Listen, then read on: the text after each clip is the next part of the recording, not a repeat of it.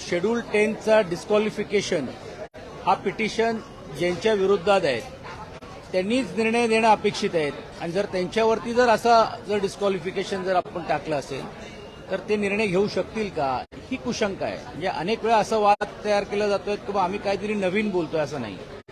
या व्यतिरिक्त पण उद्धव बाळासाहेब ठाकरे आणि विशेषतः आमच्या गटाच्या माध्यमातून अजून 2 विधान परिषदचे सदस्य ह्यांच्यावरती पण देखील अपात्रतेची आपण नोटीस दिलेली आहे आणि ती नोटीस कोणी त्याला डिसाईड करावी की ज्या सभापती पदावरती आहेत त्यांनी तो डिसिजन घ्यावा. पण मुळामध्ये त्यांच्या विरुद्धच डिस्क्वालिफिकेशन असेल तर त्यांना तो अधिकार आहे की नाही हा एक भाग आहे.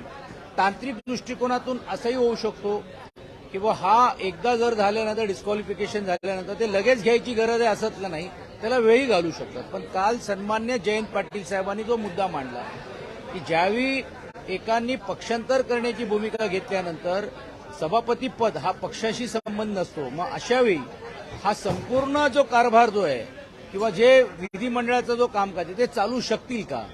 असंख्य असे मुद्दे आहेत जे आपण घटनात्मक पण देखील आपण मांडू शकतो. पण बोलण्याची संधी जर दिली नाही मग नाईलाजाने आम्हाला गव्हर्नर साहेबांकडे आम्ही जाण्याचं काम केलं आणि गव्हर्नर साहेबांना पण आम्ही स्पष्ट सांगितलं की तुम्ही ॲडव्होकेट जनरलचा पण सल्ला घ्या आणि हा कॉन्स्टिट्यूशनल पेच हा पहिल्यांदा असेल कदाचित की देशामध्ये एका विधानसभेचा किंवा परिषदेतला सभापती किंवा स्पीकरच पक्षांतर करण्याची भूमिका किंवा घटना हे या निमित्ताने समोर आली आणि म्हणूनच आज पण आमचा आग्रह राहणार आहे की या विषयावर किमान बोलू द्या आणि उपसभापती जर त्या चेअरवर नसतील तर तालिका अध्यक्षांना बोलवा. तालिका अध्यक्षांच्या माध्यमातून ही चर्चा देखील घडवण्याचं काम करा. तरी देखील आम्ही सभागृहामध्ये चर्चा करू, कारण शेवटी सभागृह हा सर्वसामान्य लोकांच्या प्रश्नासाठी पण देखील आपल्याला आमची भूमिका मांडण्याचं काम करायचं आहे. जे विधानसभेच्या खालीच्या हाऊसमध्ये झालं तेच आहे की पूर परिस्थितीसारखी परिस्थिती झाली आहे.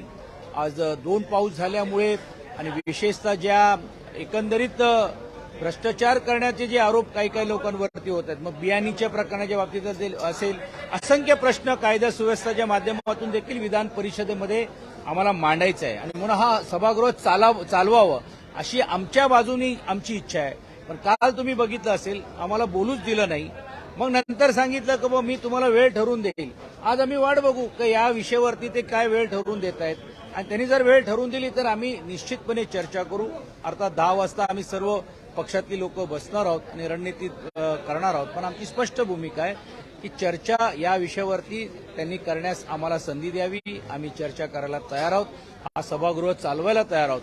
पण फक्त मेजॉरिटीच्या जोरावरती जर आमचा आवाज बंद करण्याचं काम करणार असेल तर नाईलाजाने मग आम्हाला देखील उतरावं लागेल. सचिनजी, विरोधी पक्षनेते अंबादास दानवे यांचं देखील पद आहे, ते जाऊ शकतं या सगळ्या कारणामुळे, कारण की तुम्ही सांगतात की ठाकरे गटातील 2 जण आहेत त्यांच्या देखील निलंबनाची मागणी केलेली आहे. आज संख्याबळावरती कोण किती काय हे आम्ही महाविकास आघाडी म्हणून बसण्याचं काम करू. तो एक स्ट्रॅटेजीचा भाग आहे की आमचे किती आहे सभासद, किती सभासद नाही आहे. आमची संख्या 9 वरती आहेत, काँग्रेसची पण तेवढीच आहेत. काही असे सपोर्टेड लोक सांगतायत की आम्हाला सपोर्ट करत, तसं आमच्याकडे पण तसे काही सपोर्ट करणारी पण देखील अपक्ष लोक पण आहेत.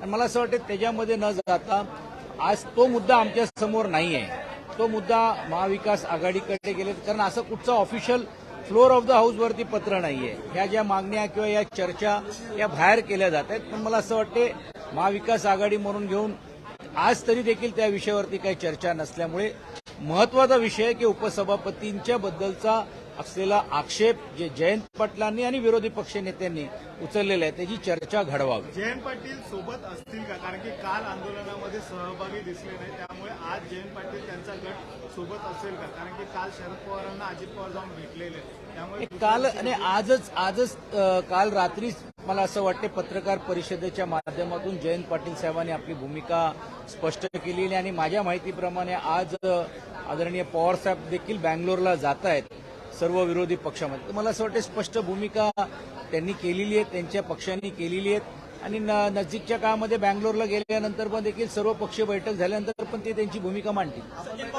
लोकशाही मराठीने काल एक किरीट सोमय्या यांच्याबद्दलचा व्हिडिओ दाखवला आहे. अत्यंत आक्षेपार्ह या ज्या गोष्टी आहेत आणि मी आत्ताच येता वाचलं की स्वतः किरीट सोमय्याजींनी मागणी केलेली आहे की राज्याच्या गृहमंत्र्यांकडे की बाई हे सर्व गोष्टी तपासून तुम्ही पहा, आणि म्हणून आम्ही अपेक्षा करतोय की त्यांच्या मागणीनुसार ही चौकशी व्हावी.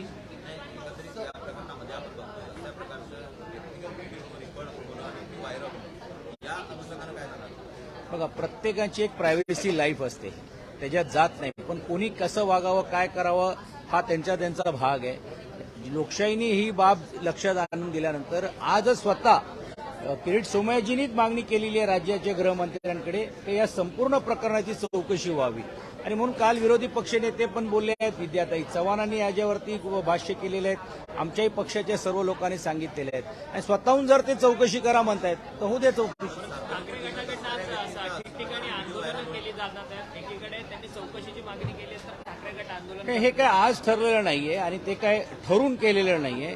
वेगवेगळ्या पद्धतीने वेगवेगळ्या भागामध्ये आंदोलन आपापल्या पद्धतीने लोक जर करत असतील तर त्याला काय रोखण्याचं काम काय आम्ही करत नाही आहोत. पण आज ही मागणी आता सकाळी झाल्यामुळे मला असं वाटते त्यात अजून चर्चा करण्यात काय अर्थ नाही.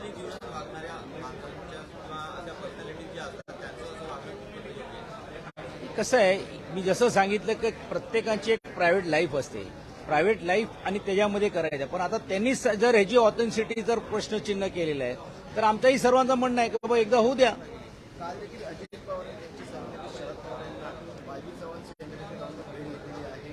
आशीर्वाद घेण्यासाठी भेट अशी समजली जात आहे. आणि आजपर्यंत दोन्ही एनडीएची पण बैठक आहे दिल्लीमध्ये आणि विरोधी पक्षाची बेंगळुरू.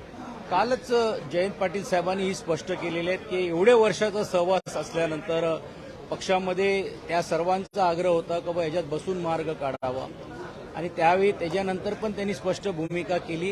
हे ज्यावेळी विचारण्यात आला की बाबा विरोधी पक्षामध्ये तुमचा पक्ष आहे का, तर त्यांनी स्पष्ट सांगितलं की हो आम्ही विरोधी पक्षामध्ये आहोत. आणि तुम्ही पाहिलं असेल की विधिमंडळाच्या सचिवालयाला पण त्यांनी आमची बसण्याची व्यवस्था तुम्ही कुठे करणार आहात हेही त्यांनी सुस्पष्ट सांगितलं. आणि काल तसं बसायला देखील काही प्रमुख लोक सुरुवात झालेली आहेत. आज देखील आपल्याला ते भूमिका स्पष्ट होईल. आणि मला असं वाटते कोणी कोणाला भेटलं म्हणून घेऊन काय भूमिका झाली अशातला भाग नाही. त्यांच्या अंतर्गत पक्षाचा जो प्रश्न आहे, आणि मला असं वाटतं पक्षाचे त्यांचे अध्यक्ष आणि नेते त्याला योग्य रीतीने त्याच्याबद्दलचं त्यांनी उत्तर दिलेलं आहे. हिंदी में जाना चाहूँगा आपने एक प्रस्ताव लाया है. देखिए, उपसभापति के ऊपर प्रस्ताव लाने के पहले 2 लोगों को 10 शेड्यूल के माध्यम से विधान परिषद के सदस्य के ऊपर हमने नोटिस देने का काम किया है. उपसभापति उसके बारे में निर्णय लेने की भूमिका होनी चाहिए थी, लेकिन क्योंकि उपसभापति ने ही पक्ष बदलने का काम किया तो उनके ऊपर भी एक डिस्क्वालिफिकेशन की और जो अपात्रता की जो नोटिस है, और अगर वही उनके ऊपर ही नोटिस है तो ये दोनों के ऊपर क्या कार्रवाई की है. कल हम सब ये चीजों को कॉन्स्टिट्यूशनल कायदे के तहत एक एक मुद्दे को हम रखना चाह रहे थे. हो सकता है वो मुद्दे में उनके तरफ से भी कोई भूमिका आ सकती थी, लेकिन हमको बात ही करने नहीं दिया गया. जयंत पाटिल जी ने बात करने की कोशिश की तो उनको नहीं बोलने दिया, विरोधी पक्ष को नहीं दिया. उल्टा उप मुख्यमंत्री जी को विषय भी पूरी की जानकारी हमने नहीं दी तो भी, लेकिन वो प्रिपेयर्ड होकर जैसे उन्होंने आकर ऐसा स्टेटमेंट रिकॉर्ड के ऊपर लाने का काम किया. इसीलिए फिर नाइलाज से हम लोगों को महामहिम राज्यपाल जी के पास जाना पड़ा. महामहिम राज्यपाल जी ने आश्वासित किया, क्योंकि हमने उनको विनती की कि आप एडवोकेट जनरल से सलाह लीजिए, क्योंकि ये ऐसा पेज ये पूरे देश में ऐसे पहले बार हो रहा है कि विधिमंडल का स्पीकर ही पार्टी छोड़कर दूसरी पार्टी को में ज्वाइन प्रिंसिपल पार्टी को छोड़कर दूसरे पार्टी में ज्वाइन होना चाह रहा है. क्योंकि आपको सबको पता है कि विधान परिषद में 2/3 और जो मेजोरिटी ये अभी किसी ने प्रूव की नहीं है, तो वहां पे पूरा गठ जो हमारा विधान परिषद में पूरा एक साथ में पूरे मजबूती से.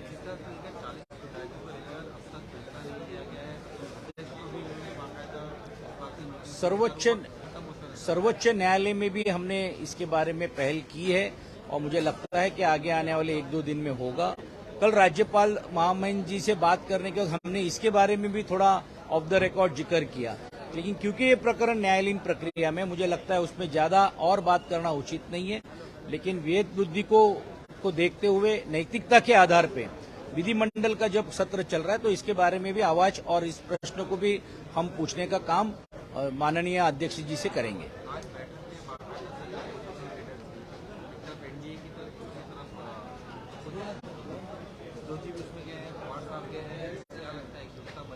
जरूर बनेगी। और आप देखिए कि गए 2 दिन से मंथन हो रहा है। 2 दिन से ये जो न आने वाले लोग, जो हमेशा हमेशा कहा जा रहा था कि ये आएंगे कि नहीं, ये आएंगे तो हम नहीं आएंगे, लेकिन आज सब लोग मिलकर वहां पे आ रहा है और उसका एक अच्छा नतीजा होगा कि एक मजबूत विपक्ष। हमेशा ये कहा जाता है कि 27 पार्टियों का विपक्ष है, पर हम आज आपने देखा होगा कि एनडीए की भी है। और कल मैं नड्डा जी की एक प्रेस स्टेटमेंट देख रहा था, 38 एनडीए में अभी सहभागी हो गए। यानी गए 5 साल में एनडीए जो कम हो रहा था उसको बढ़ाकर किस तरह से लाने की कोशिश आज एनडीए के माध्यम से हो रही है, देख रही है। तो 38 विरुद्ध 27 की लड़ाई होने वाली है।